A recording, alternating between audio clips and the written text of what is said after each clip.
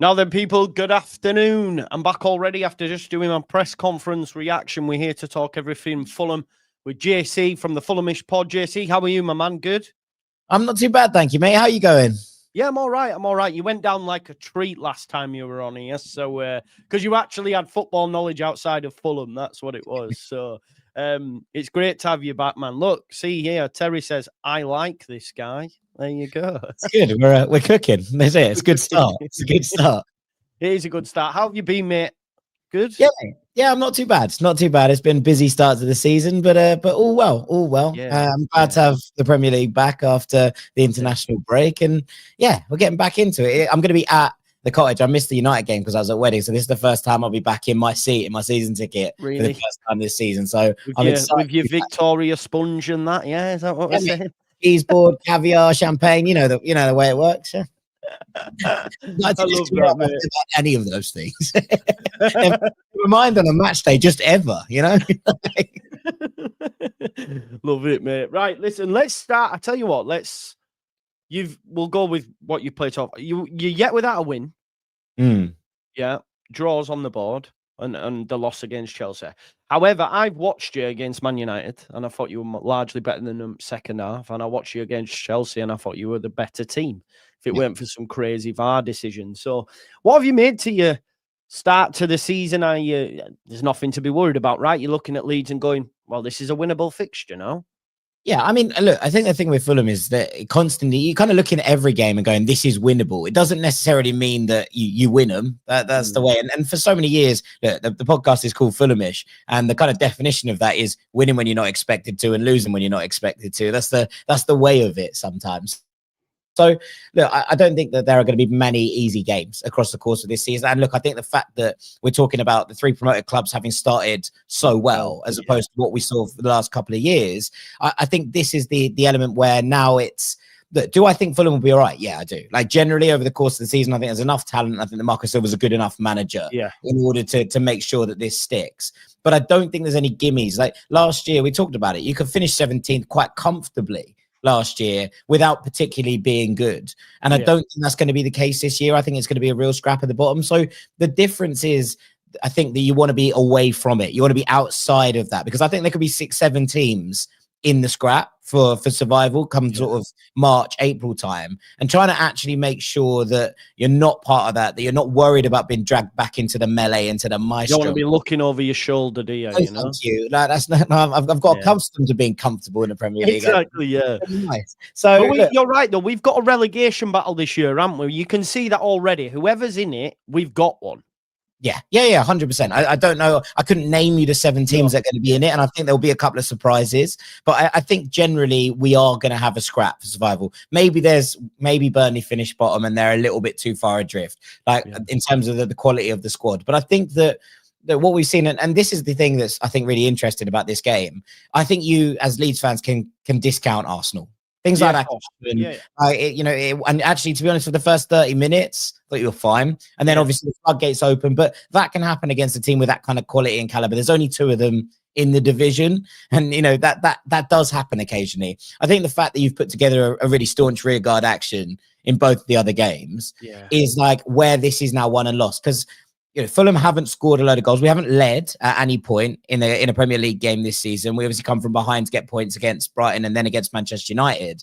So you're looking at it and thinking, okay, is this a game where, because the longer that goes on, if you don't concede, the longer that people get frustrated at the Cottage, the better it is for Leeds. Because whilst there isn't loads of creative elements to this side, and look, you and I can discuss this in a bit more depth after.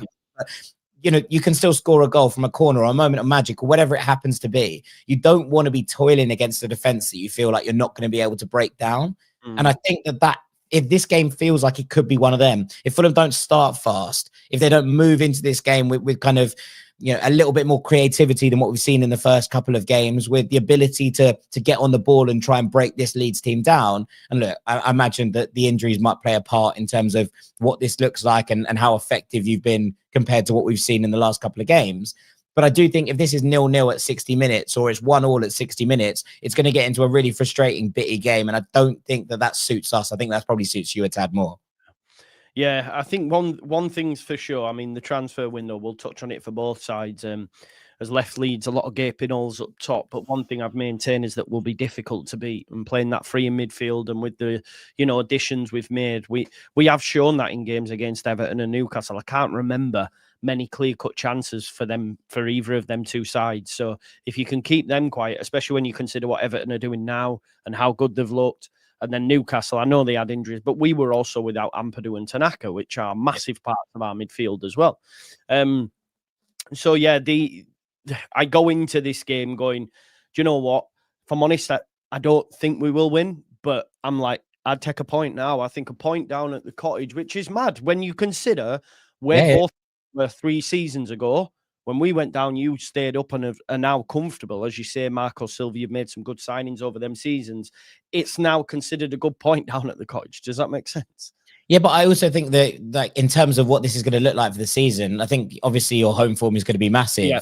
Nick the points on the road and win games at home against teams in the bottom half of the table, then that's the survival. And look, Fulham did this first season up, right, under Marco Silva. We didn't beat anyone in the top 7, I don't think, over the course of the season. We beat the teams in and around us, and that was enough to survive comfortably. I think we finished 13th.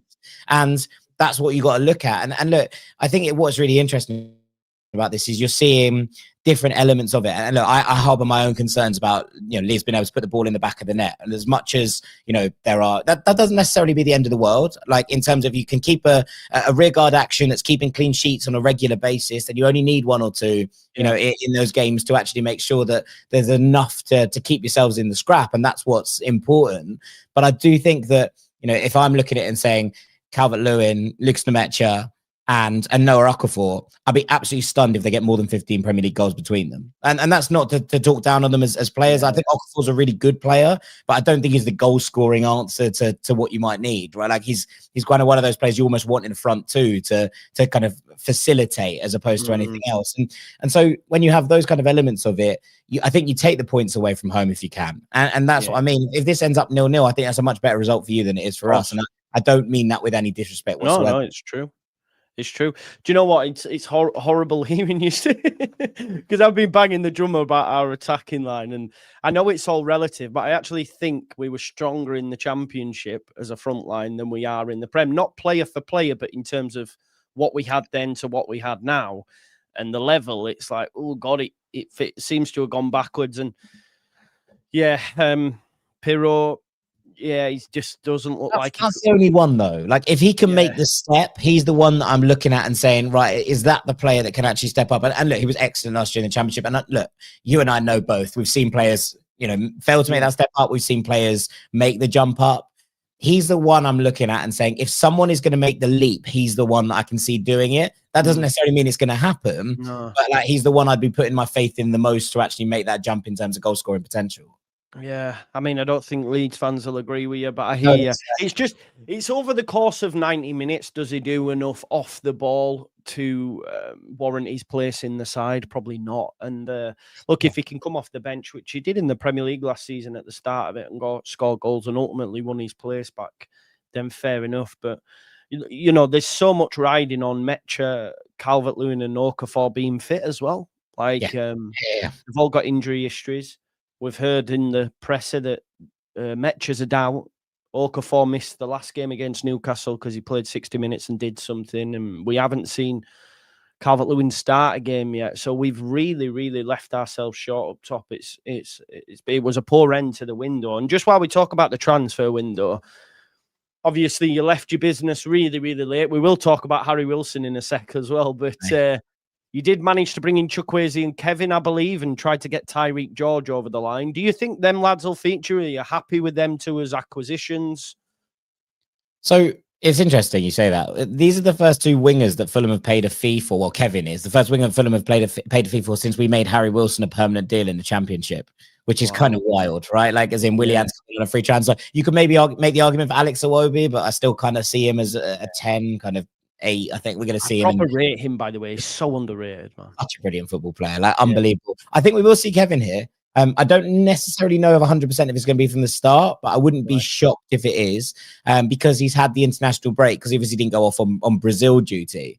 he's there, and he's going to have spent 2 weeks with Muniz, with Silva, a couple of other players trying to maybe make that work. Maybe Emil Smith-Rowe gets the nod here as well because he's been in camp and they've been able to drill it a little bit more. So I wouldn't be stunned if Kevin plays. I think that it might come too early for Chukwueze because he went off on international duty with Nigeria. But look, I like them both as signings. It's about time Fulham refresh that wing core, and we've kind of relied on an aging Willian for the last couple of years. And don't get me wrong, it's been an absolute delight watching him at the Cottage for a number of years. But last season, having absolutely no impact in terms of what he did when he came back, it was like, right, we really need to sort this out. So look, Kevin's a wild card. It's a club record fee. And listening to players talk about him is very funny. He's like, yeah, came into training, he started trying to do rainbow flicks over people's heads in session 1. So I think he could be quite fun. Whether that's going to translate into goals and assists and production, I don't know. But I think he's going to at least get people off their seats a little bit. So I think that we needed 2 direct players who are going to run at defenders, because we've played Wilson and Iwobi as the kind of wide players for a time now. And they're both excellent footballers, but they're both quite similar in terms of what they're trying to do, in that they will want to come in on their strong foot. They want to kind of cut in and shoot in those areas or pick out a cross.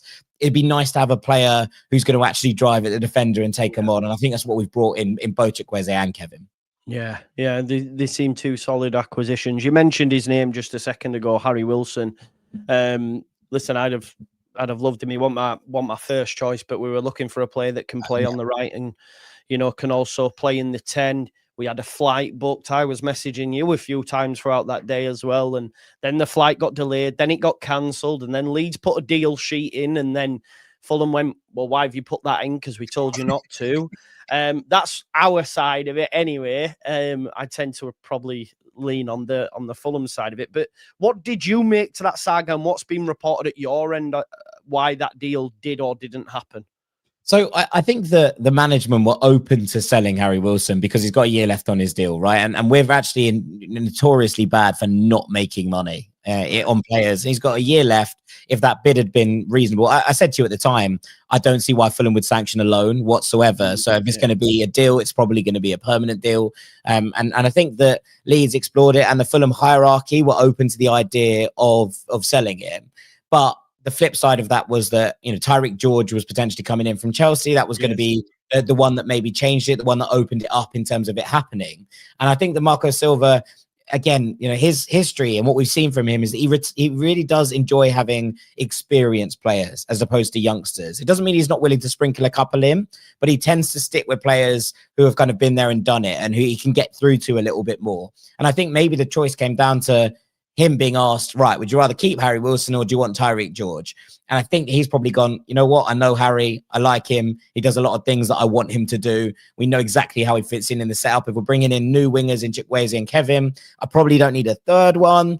Adama was potentially meant to leave at one point, and then he decided he was going to stay. And we all know what's madness going on at Forest. So it all just felt like maybe Marco Silva went, you know what? I think I'd rather keep Harry Wilson than buy Tyreek George right now. There's too much uncertainty in the front line. I'd imagine from my end, and that's with a little bit of hearsay, but nothing, that's ever been confirmed. That's probably how it went down, I'd imagine. Yeah. Okay, fair enough then. Because, there was like talk that Leeds were told to put it in the deal sheet, and then Fulham were like, no, we told you that not to put in. I don't know, but hey, as it stands, mate, we didn't get the player that we wanted, and it does leave us light. We are light in the forward line. James, Nonto, Okafor, Harrison, Aronson. It's not amazing. And then obviously we have our issues up top as well. Obviously, you managed to keep hold of Rodrigo Muniz as well. Leeds tabled a bid at the start of the window for about 25, 26, and obviously that was never going to get him. He nearly went to Atlanta. Is there talk of a new contract now? Are you happy you kept on to him, especially with Jimenez coming towards the end of his tenure, you'd imagine? Yeah, I mean, look, it was, I think Fulham wanted £40 million for him, which feels like, I said it to you at the time when we discussed it last time. It's a lot of money. You're paying for potential. You're not paying for guaranteed output at that point. And look, I can understand why Leeds walked away from that one. Atalanta came close. Look, I'm glad we've kept on to him, not because I think he's the absolute business and not because I think he's, necessarily 100% guaranteed to be Premier League consistent quality. I think there's too many raw elements of his game still, but he does have something about him that makes you think if you could put it all together, you'd be really quite special, because he's such an awkward player and he's very difficult to, you know, actually manage as a centre back, because he's got limbs everywhere. He's quite rangy. He can get into difficult positions, and the Fulham squad really, really rate him. You know, you listen to Iwobi talking about him, or I was listening to Andreas talking about him in an interview last year. Obviously, he's gone off now, but he was basically like, everyone underrates quite how good he is. I just didn't trust Fulham to spend the 40 million. Yeah, right. Like, as in you know, Alexander Mitrovic left a couple of seasons ago, and Fulham brought in, you know, an aging Raul as the response, and you know, it was always like, oh, we'll buy another one, and they just didn't, and it never kind of worked out, and ultimately, it never. We've never replaced him. Now, Muniz and Raul did fine last year in terms of what they put together between them. They weren't a kind of traditional centre forward partnership in some ways, in that one of them would play at one time, but they would rotate in terms of who had the strike and who would start games, which I think is really weird. But between them, they scored enough, which you'd ask for from a decent Premier League striker, right? They scored 17, 18 goals between them, which is fun. And if one of them is starting at any given time, I think that's probably acceptable. So I'm glad we've kept hold of him, not necessarily because I think that he's the business, he's going to score 15, 20 goals this season, but because I think that with him, we're a stronger side and he adds something different that we just don't really have elsewhere. Yeah, definitely. There's a chat within Leeds that Harry Wilson's going to assist on to Muniz's head, and you're going to beat us 1-0. And then the Lucas celebration, you know, throwing away the phone, kissing the badge. Yeah, we'll see. We'll see. Exactly. Yeah, I love it. Mate, I'm going to ask you about a few players that I'm big fans of within the Fulham side, and just want you to talk to me, because they probably don't get the flowers they deserve. But we'll start at the back, mate. Calvin Bassey. What a player, an absolute animal. I remember seeing a video as well, like someone said, who's the hardest player to dribble past or around, it may have been, and I think Bassey was the one. He's a mountain, isn't he? Yeah, he's ludicrously athletic. Like he's so quick, and you know what? For someone this athletic, he's not actually that good in the air. It's probably the only downside of his game. I think the rest of his he gave away the penalty, didn't he? In the the Man United game. Man United game. Yeah, I mean, look, we all have our opinions on that, and he is possible to get to him, and he gets a bit mad sometimes. But I do think that generally he's been, you know, Fulham's most consistent defensive performer for quite some time. His recovery pace is outrageous, which allows Fulham to play the way that they do. It also means that people can't just peel onto Joachim Andersen and just and then try and outpace him, because Bassey will just come across. He's a really, really excellent player, and I'll be honest, I'd be surprised if he's still at Fulham at the start of next season. I think that people would have clocked his consistent quality by the kind of summer of 26. Yeah, I think I'd have to agree with you as well. And we touched on him briefly, but Alex Iwobi, I remember when he went to Everton for 30 million, and I laughed, and I was like, what is this? They have massively overpaid. I think obviously it was a winger that you thought you would get loads of output from. It's like they've overpaid, but actually now he could operate in midfield as well, right? And when I watch him on a regular basis, he just never seems to let you down. I'd say he's like a solid 7 out of 10 every week. You know, I'm a real big fan of Iwobi's. Yeah, I mean, he's a savvy operator is probably how I put it. And look, he's not the quickest. He doesn't kind of explode past players. He's a really, really good ball carrier in terms of when he's driving from midfield. But he makes the right pass more often than not, is what I would say about Iwobi. And, you know, there are frustrations with him within the Fulham fan base. You know how it is. You know, some people like a player, some people don't. And I think that he is one of those players that always checks back onto his right foot. And thus people are like, he doesn't move the ball quickly enough. But he very, very rarely loses it. And I think that in terms of constructing it in the way that Fulham, you know, put attacks together, Iwobi's been such a key part of how that operates. And when you have him and Anthony Robinson together, and Robinson bombs down that left flank, it opens up space for Iwobi to operate in. He's a very, very good crosser of the ball, which is something that we don't have loads of, you know, across the course of the squad. So yeah, I'm with you. I think he's a really, really important part of this Fulham team. He's probably my favorite player in this. Oh, really? Yeah. I really enjoy watching him play football. I'm very glad. I'm excited to see him.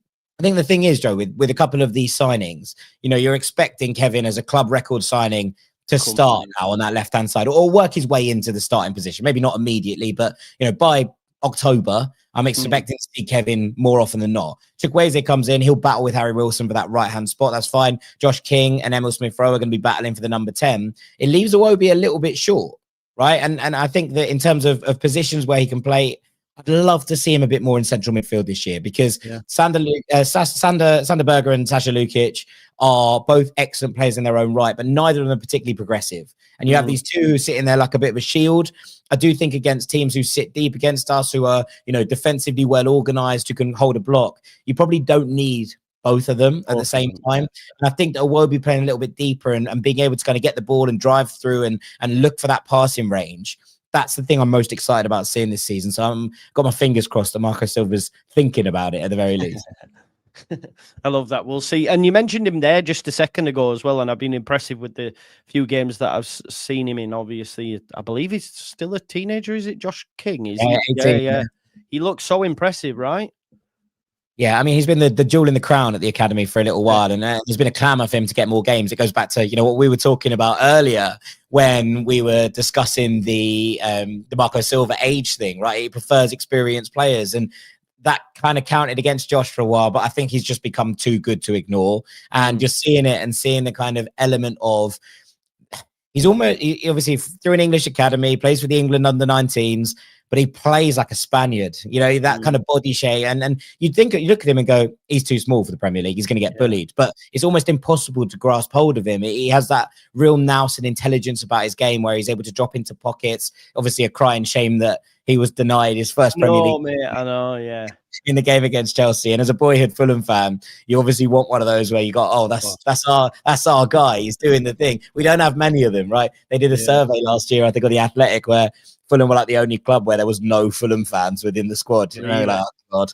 So it's nice to have him and Sessegnon back, who both were obviously boyhood Fulham fans. And I think that, having that moment, but seeing him start there and look, Emil Smith-Rowe, until Kevin came in, was our record signing.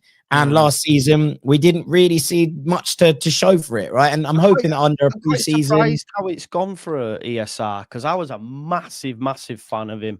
I thought he would really kick on at Fulham, and he sort of regressed a little bit, would you say, JC? Yeah, he started well, and then it basically fell apart a little bit, and it just didn't feel like he was doing the things that he needed to do. Like in the games where you need your number 10 to be working really hard, we'd had Andreas Pereira in there, obviously, and he wasn't the most creative player in the world. He wasn't the best player in the world, but my God, he worked hard. He led the press, and you're kind of moving to Smith-Rowe, you're like, wow, we've lost a lot there in terms of the actions that they're doing off the ball. It's a bit like you were saying with Pirro earlier, right? Yeah. You lose a little bit of it when he's in the team. And, you can't afford passengers when you play for a team like Fulham. I imagine exactly the same at Leeds this season. You can't have players who are not willing to put those yards in unless they're, Mateus Cunha for Wolves vibes, where everything has to go through him because he's the only one capable of creating anything. So I think that this should be a better season for Smith-Rowe. He now has to compete with Josh King. But, if you're Emil Smith-Rowe and you were like, wow, I was in the England setup a couple of years ago. I've made this move. I was meant to be the man here, the conduit for everything. And I've been usurped by an 18-year-old coming through the academy. That's got to hurt. And you know what? I hope it does hurt. And now he's got to earn his space back. Yeah, of course. No, yeah, you bang on the money there. And you mentioned just the left-hand side there because Sessegnon, I noticed, has been playing.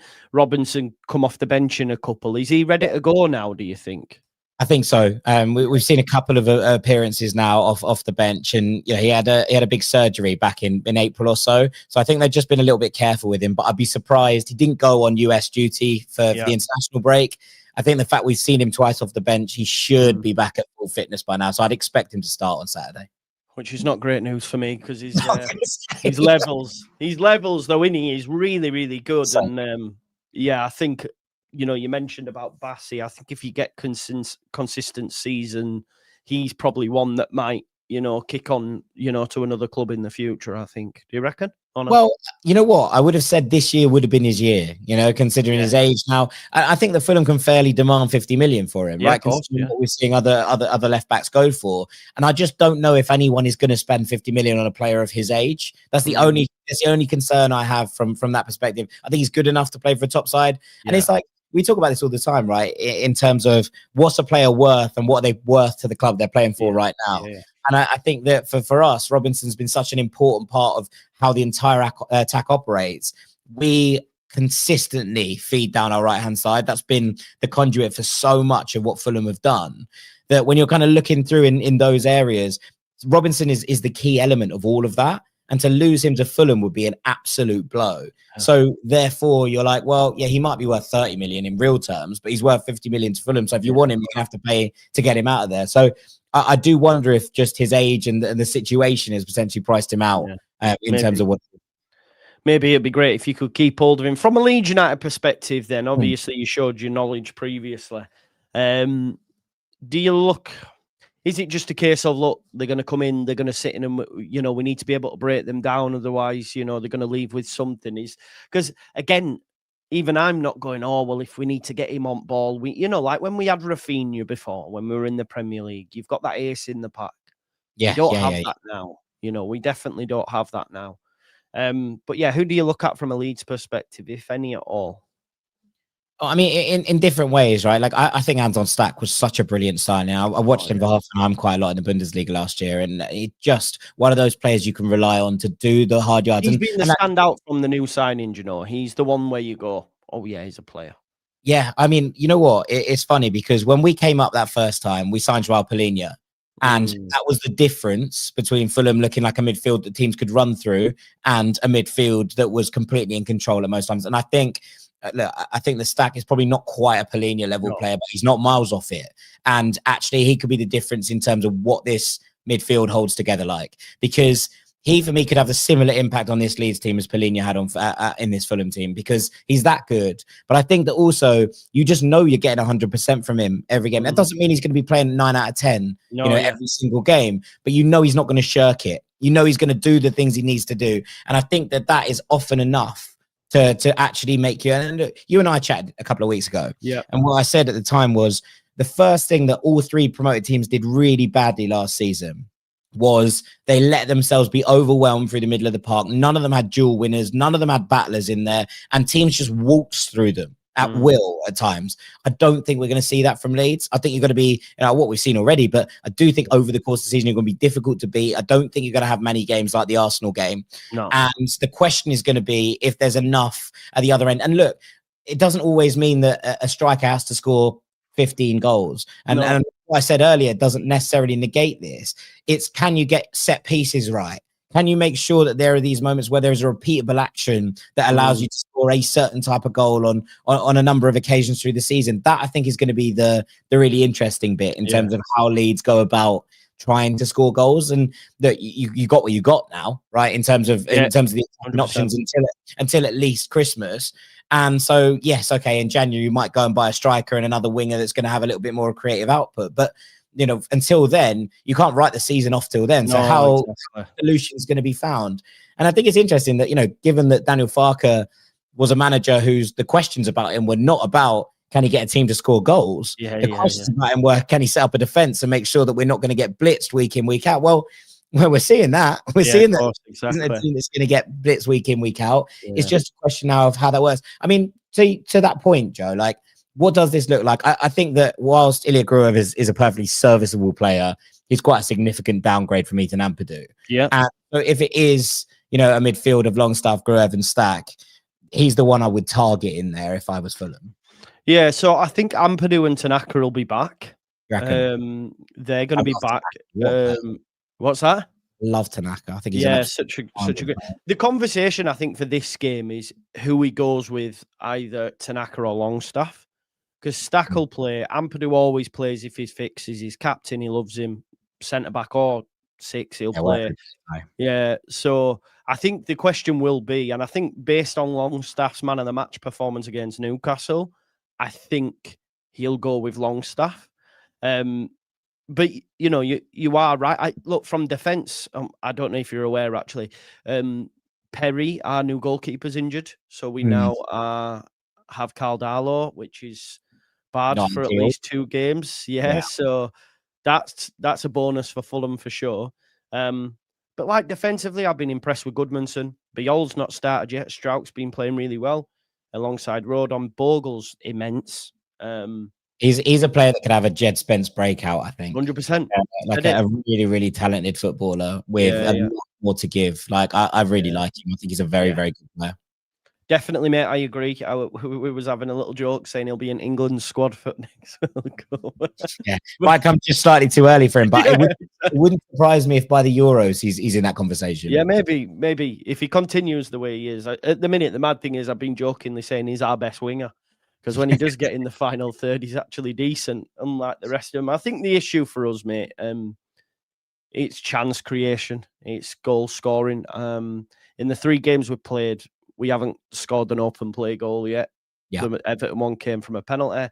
The one big difference I will say, we played Sheff Wednesday. We got beat, obviously, by their under-14s or whatever it was. It were embarrassing, mate. But yeah, we but didn't like create anything.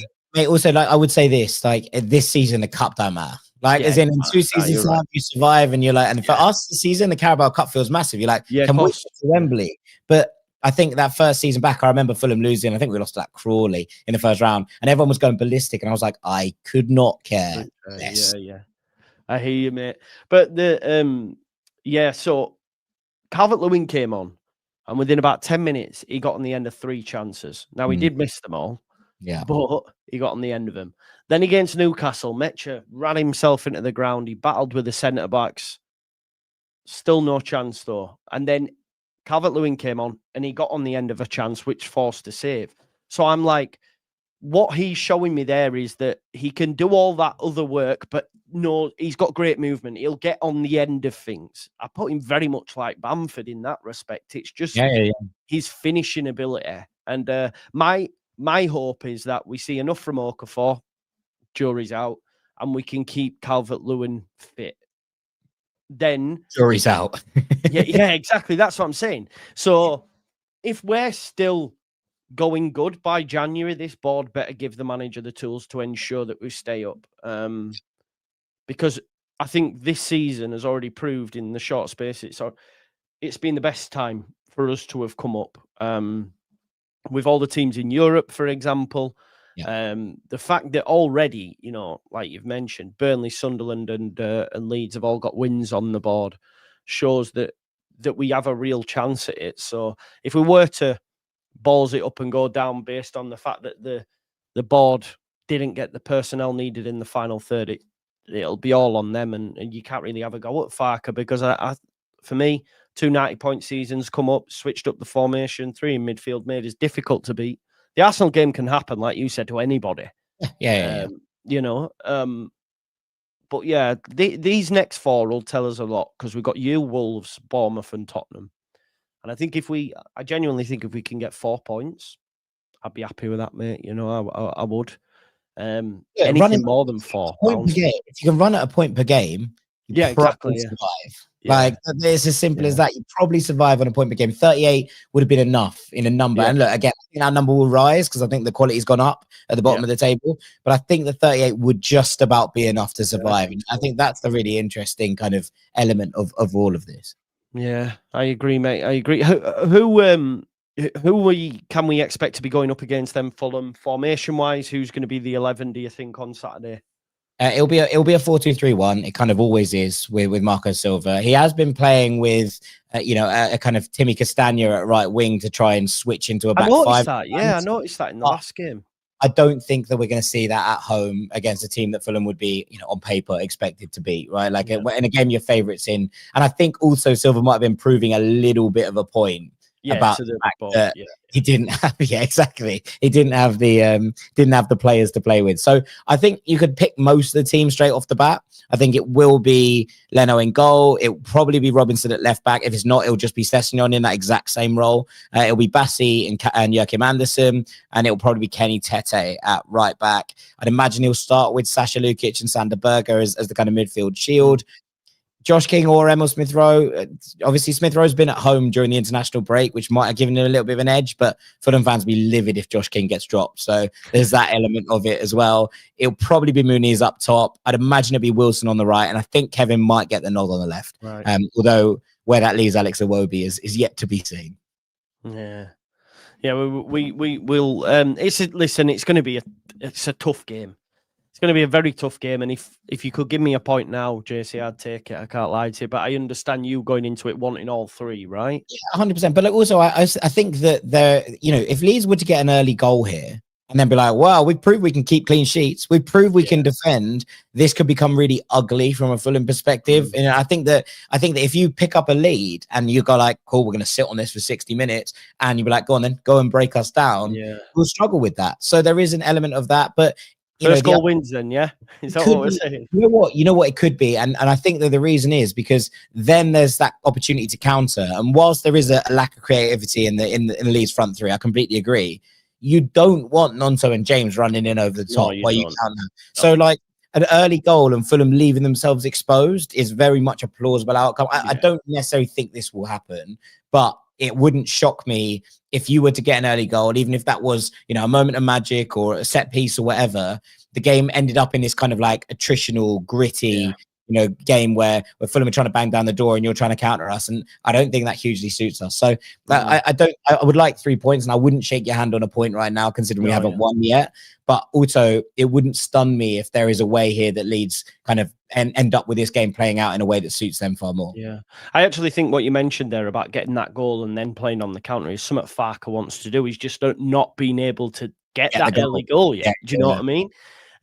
I genuinely think as well, like the whole point of Harry Wilson or Buonanotte, we tried to get Buonanotte as well with that right-sided player. I think his plan was to go with a 4-3-3 and then be able to switch it into a 4-2-3-1 and move that move that person into the 10 and then have Dan James coming on the right wing. But obviously, did you see the Buonanotte thing when he went to Chelsea and went, I can't wait to play Champions League, and then didn't get in their squad? I was like, you dick. What I really enjoyed was that Brighton have started loading players to Chelsea for game time. That's the bit. I was like, the world's gone mad. Everyone's gone insane. Like, I don't know. So, look, I don't think that's a particularly smart move from Buonanotte. Like, he would have got a lot of games at Leeds, and you want him to kind of grow. Like, he's a really good player. He's wasted a season of his career for me, JC. 100%. And then look, maybe he'll say, if I go and win a trophy or two, then I have them under my belt. They go in my cabinet forever. And there is that. And look, he also was involved in a relegation battle with Leicester last year, and maybe he was like, I didn't enjoy that very much. And when it came down to it and the nitty gritty, they didn't want a kind of little creative player who was trying to change in their favor. They wanted the big boys who were battling, and he said, I don't want to be part of that again. And I can understand that as well, but I don't think this was the move I would have gone for. Let's put it that way. No, crazy stuff, crazy. Right, before we finish then, mate, and I'll let you enjoy the rest of your afternoon and evening, I want a score prediction from you, please. I'm going to say 2-0 Fulham, but I don't hugely believe it. Well, I hope that doesn't happen. I could well see it happening, but I'm going to go for 1-1. I think the points will be shared, and I'll be okay with that. If you score first, I could see it being 1-1. I would really like to go into the lead for a Premier League game for the first time. Yeah. That'd be really nice. No wins on the board, mate. Yeah, so, and 1-1 for me. I'll take it every day of the week. If we beat you 1-0, that's it. We're getting Europe, mate. Hey, we'll be back here in 3 weeks. You're like, how was that? It was great. Yeah, fantastic. I love that, man. Amazing. JC, thank you. Do you want to tell people about the Fulhamish and your podcast that you do as well? Yeah, I mean, if you want some more Fulham content before this one, come over to Fulhamish channel, have a little look. We've done a podcast kind of previewing it and seeing what else. To be honest, you've heard a lot of what I had to say already, so maybe not. But more generally, I do a podcast called Ranks FC, which is just kind of a general football podcast where we look at bits from across the world of football. So if you enjoyed it, I'd love to see you over there on Ranks FC. Great stuff. Make sure you show some love to JC, and thanks everyone for watching. That's it from me today. You've had 2 videos. I'll have my preview out in the morning, and then it's game day Saturday. So we'll see you in a bit. Thanks, folks. Bye-bye now.